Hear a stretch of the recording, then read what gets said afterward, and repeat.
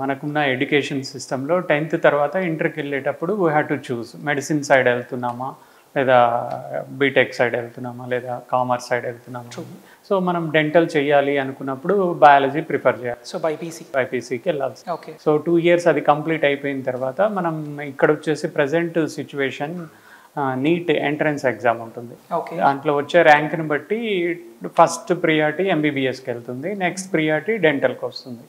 ఆ ర్యాంక్ ద్వారా మనకు వచ్చిన సీట్ ప్రకారము కాలేజెస్ సెలెక్ట్ చేసుకొని డెంటల్ ప్రొఫెషన్లోకి మనం ఎంటర్ అవ్వడం జరుగుతుంది. సో ఓవరాల్గా 5 years కదండి? 5 years. 4 years వచ్చేసి మనకి అకాడమిక్ ఉంటుంది, 1 year హౌస్ సర్జన్, 5 years ఉంటుంది. అయితే ఫీ స్ట్రక్చర్ విషయానికి వస్తే ఎలా ఉంటుందండి? అంటే రఫ్గా ఒక ఇయర్కి ఎంత కాస్ట్ అవుతుంది అప్రాక్స్? ఇయర్కి మనము త్రూ ర్యాంక్, మంచి ర్యాంక్ మనకు వచ్చింది అనుకోండి నీట్ ఎంట్రన్స్ ఎగ్జామ్లో, మంచి ర్యాంక్ వస్తే చాలా తక్కువ, అంటే గవర్నమెంట్ సపోర్ట్ చేస్తుంది కాబట్టి మనకు చాలా తక్కువ ఖర్చు వస్తుంది.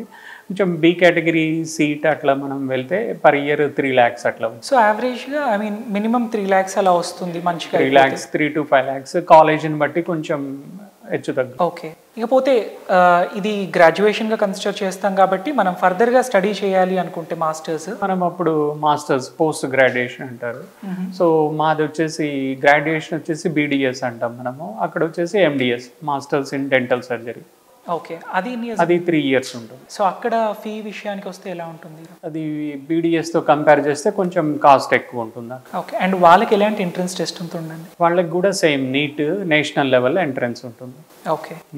నీట్ పీజీ అంటారు అక్కడ, ఇక్కడేమో నీట్ ఎగ్జామ్ అంటారు. సో ఇప్పుడు ఆల్రెడీ ఎడ్యుకేషన్ గురించి చూసాం కాబట్టి నెక్స్ట్ ఫర్దర్గా ప్రొఫెషన్లోకి వెళ్దాం. ఎందుకంటే ఇప్పుడు మనం చాలా కామన్గా వినేది డెంటల్ ఇష్యూస్ అండి, అండ్ చాలా ఎక్కువ అయిపోతున్నాయి. ఇన్ఫాక్ట్ వాటి కాజెస్ ఏంటి అండ్ ప్రివెన్షన్ ఏంటి, క్యూర్ ఏంటి అని మాట్లాడుకుందాము. ఓకే. అయితే డెంటల్ విషయానికి వస్తే సెగ్రిగేట్ చేయాలి అనుకుంటే మనం దాన్ని ఎన్ని ఇష్యూస్ లాగా కన్సిడర్ చేయొచ్చు అండి? అంటే బేసిక్గా డెంటల్ వచ్చేస్తే హెల్త్ ట్రీట్మెంట్స్ ఉంటుంది, కాస్మెటిక్ ట్రీట్మెంట్ ఉంటుంది. ఓకే. హెల్త్ ట్రీట్మెంట్ అంటేనేమో మనకి ఏదైనా గమ్ ఇన్ఫెక్షన్, టీత్ కేరీస్, ఇవన్నీ కూడా హెల్త్ ట్రీట్మెంట్. అదే మన కాస్మెటిక్ అంటే టీత్ అలైన్మెంట్ కరెక్ట్ చేయడం, smile designing, smile improvement, then jaw corrections, chin corrections, lip corrections, ఇవన్నీ కూడా కాస్మెటిక్ కిందకి వచ్చేస్తాయి. సో కాస్మెటిక్ అనగానే ఎక్స్పెన్సివ్ అయిపోతుంది అనుకుంటారు, నిజమేనండి? కాస్మెటిక్ ట్రీట్మెంట్ కంపారిటివ్లీ హెల్త్ ట్రీట్మెంట్తో పోలిస్తే కొంచెం ఎక్స్పెన్సివ్గా ఉంటుంది. అండ్ హెల్త్ విషయానికి వస్తే మనము యూజువల్గా ఏ ఏజ్లో ఎలాంటి ఇష్యూస్ వస్తాయి? అంటే ఇప్పుడు మనం పిల్లల్లో ఒక ఇష్యూస్ చూస్తూ ఉంటాం, or like once they start growing up, or లేకపోతే ఎల్డర్స్లో ఇంకొక టైప్ ఆఫ్ ఇష్యూస్ ఉంటాయి కదా. సో ఏజ్ రిలేటెడ్ ఇష్యూస్ మనం చాలా ఫ్రీక్వెంట్గా చూసే ఇష్యూస్ ఎలాంటివి? అంటే కిడ్స్లో జనరల్గా పేరెంట్స్ కొంచెం నాలెడ్జ్ ఉండి బాగా ఫాలో అప్ చేస్తూ కేర్ఫుల్గా ఉంటేనేమో కిడ్స్కి కొంచెం బెటర్ ఉంటుంది, వాళ్ళ కేరీస్ ఎక్కువ వచ్చే అవకాశం ఉంటుంది. అది over the life continue. So caries అంటే క్యావిటీస్. ఓకే. వాళ్ళు బుచ్చిపోవడం అంటాం కదా, ఆ క్యావిటీస్ అనేది చిన్నప్పుడు వాళ్ళకి బ్రషింగ్ మెథడ్లో కానీ వాటర్లో కానీ వాళ్ళు ఎక్కువ కాన్సన్ట్రేట్, నాలెడ్జ్, ఇంట్రెస్ట్ లేకపోవడము, అట్లా పేరెంట్స్ చిన్నప్పుడు కంప్లీట్గా పేరెంట్స్ ఫాలో అప్ చేసి వాళ్ళని ఇచ్చేస్తూ గైడ్ చేస్తూ ఇచ్చేయడము, అవసరం వచ్చినప్పుడు డాక్టర్ దగ్గరికి తీసుకెళ్ళి చెకప్స్ చేయించడము. అట్లా పేరెంట్స్ ఎవరైతే కొంచెం కిడ్స్ని నెగ్లెక్ట్ చేస్తారో వాళ్ళకి కొంచెం మీ డెంటల్ ప్రాబ్లమ్స్ ఎక్కువ ఉండే అవకాశం. సో ఎంత ఫ్రీక్వెంట్గా డెంటల్ చెకప్స్ అవసరం? So twice in a year, 6 monthsకి ఒకసారి డెంటల్ చెకప్కి వెళ్ళాలి. సో కిడ్స్ విషయానికి వస్తే twice in a year mandatory అన్నారు కదా, అంటే అది మనకు పెద్దవాళ్ళకి కూడా అప్లై అవుతుందా లేకపోతే? పెద్దవాళ్ళకి కూడా.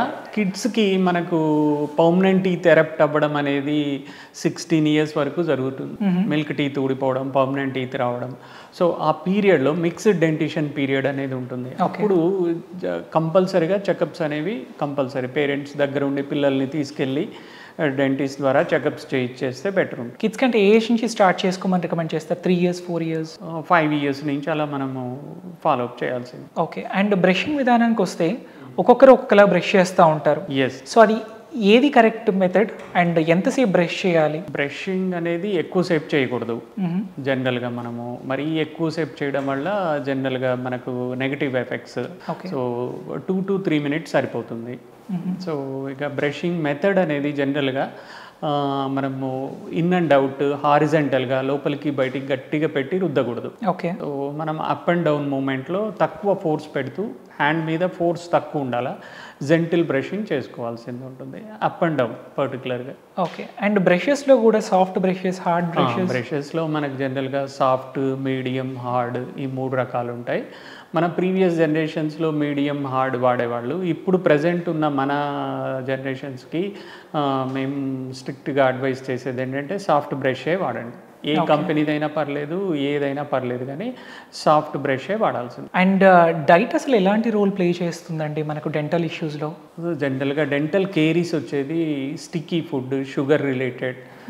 షుగర్కి మనం తీసుకునే సలైవాలో ఉండే యాసిడ్ కానివ్వండి, మనం తీసుకునే ఈ కార్బోనేటెడ్ డ్రింక్స్ అవి మిక్స్ అయిపోయినప్పుడు ఎనామిల్ అనేది తొందరగా డ్యామేజ్ అవ్వడం జరుగుతుంది. ఓకే. అందుకని మనం షుగర్ రిలేటెడ్ ఫుడ్స్ కానివ్వండి ఇవి తీసుకున్నప్పుడు వాటర్ ఎక్కువ తీసుకోవడం, బాగా బ్రషింగ్ చేసుకోవడం, ఇలాంటి జాగ్రత్తలు తీసుకోవాల్సింది. మల్టిపుల్ టైమ్స్ బ్రష్ చేయడం కానివ్వండి. సో యూజువల్గా చాలామంది టూత్ పిక్స్ కూడా వాడుతూ ఉంటారు, అంటే ఇది ఎంతవరకు రైట్? టూత్ పిక్స్ వాడకూడదండి. టూత్ పిక్స్ వల్ల గమ్స్ డ్యామేజ్ అవ్వడము జరుగుతుంది. టూత్ పిక్స్ అనేవి స్ట్రిక్ట్లీ వాడకూడదు, అడ్వైజబుల్ కాదు. ఓకే. ఆ ప్లేస్లో మేము జనరల్గా ప్రొఫెషనల్ డివైసెస్ ఉంటాయి, ఇంటర్డెంటల్ బ్రషెస్ అని ఉంటాయి అన్నమాట.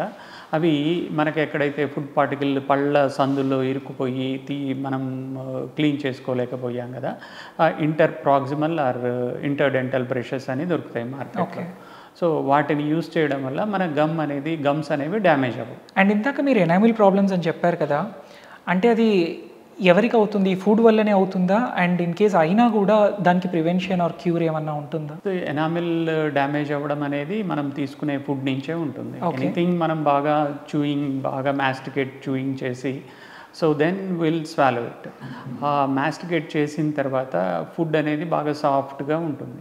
ఓకే. సో అది గమ్స్ దగ్గర, టీత్ దగ్గర ఒక లేయర్ లాగా ఫామ్ అవుతుంది. సో అది మనం నెక్స్ట్ డే మార్నింగ్ బ్రషింగ్ చేసుకోవడంలో లేట్ అవుతుంది కాబట్టి ముందు రోజు నైటే బ్రష్ చేసుకొని ఆ లేయర్ అంతా క్లియర్ చేసుకున్నందువల్ల మనకు ఎనామిల్లో బ్యాక్టీరియల్ ఇన్ఫెక్షన్ అనేది రాకుండా ఉంటుంది. అండ్ ఈ క్యావిటీస్ వచ్చాయని ఎలా తెలుస్తుంది? దానికి ట్రీట్ చేయడం ఎలా? అంటే క్యావిటీస్ ఉన్నప్పుడు జనరల్గా మనం తీసుకున్న ఫుడ్, ఆహారం అందులో స్ట్రక్ అయిపోవడము, అది మనం సరిగా క్లీన్ చేసుకోలేకపోవడం అనేది జరుగుతుంది.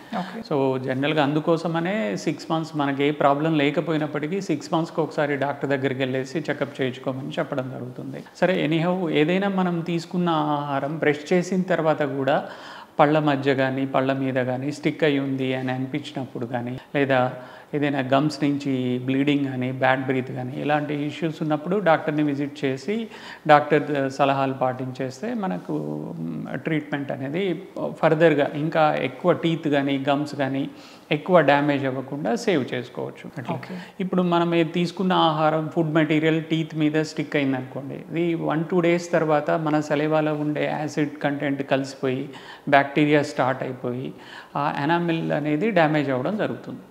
నెక్స్ట్ టైం ఏమవుతుంది, అక్కడ ఒక చిన్న గ్రూవ్ పిట్ లాగా సాఫ్ట్గా అయిపోతుంది, ఎనామిల్ చిన్న హోల్ లాగా పడుతుంది. ఇప్పుడు నెక్స్ట్ టైం ఇంకెక్కువ మెటీరియల్ అక్కడ లాడ్జ్ అయ్యే అవకాశం ఉంటుంది. ఈ ప్రాసెస్ కంటిన్యూ అవుతూ ఉంటుంది. అండ్ ఈ క్యావిటీస్ అనేది ఎక్కువ లోవర్ లైన్లోనే వస్తుందా, లేకపోతే అప్పర్ లైన్లో ఆర్ సైడ్స్కి వస్తుందా? ఎలా? మోలార్స్ ఎక్కువ దవడపళ్ళు, మనం నమిలే చూయింగ్ ఏరియాస్ అంటాం కదా, దవడపళ్ళల్లో ఎక్కువ వచ్చే అవకాశం ఉంటుంది. అది పళ్ళ మధ్యలో, అది కూడా ఎక్కువ sticky food, fibre food. Okay. పీచుల్లాగా ఉండేవి కొంచెం పళ్ళ సందుల్లో ఇరుక్కుపోవడం, అది నెక్స్ట్ డే మార్నింగ్ బ్రషింగ్ అప్పుడు క్లీన్ చేసుకోలేకపోవడము ప్రాపర్గా. అండ్ ఈ గమ్ రిలేటెడ్ ఇష్యూస్ ఎలా ఉంటాయండి? ఎలా ట్రీట్ చేస్తాం మనం వాటిని? గమ్స్ ఇప్పుడు హెల్దీ గమ్స్ అంటే మనకు పింక్ కలర్లో థిన్గా, ఫర్మ్గా, టైట్గా ఉండాలి. ఎప్పుడైతే ఇన్ఫెక్షన్ వస్తుందో రెడ్ కలర్కి కన్వర్ట్ అవుతుంది. మనం తీసుకునే ఫుడ్ ప్రాపర్గా మనం సెల్ఫ్ కేర్ చేసుకోకపోవడం వల్ల ఆ ఫుడ్ మెటీరియల్ గమ్స్ మీద సీట్ అయ్యి ఉంటే అదంతా కూడా గమ్స్ మీద ఇన్ఫెక్షన్ క్రియేట్ చేస్తుంది. ఇన్ఫెక్షన్ వచ్చిన తర్వాత రెడ్ కలర్కి వెళ్తుంది. సో మెత్తగా లూజ్గా స్పాంజ్ లాగా వచ్చేస్తుంది. ఇనిషియల్ స్టేజెస్లోనే అది మనం ఐడెంటిఫై చేసుకొని డాక్టర్ని అప్రోచ్ అయితే దాన్ని కంప్లీట్గా ట్రీట్మెంట్ తీసుకొని కంప్లీట్గా మళ్ళీ రీఅకరెన్స్ లేకుండా చేసుకోవచ్చు.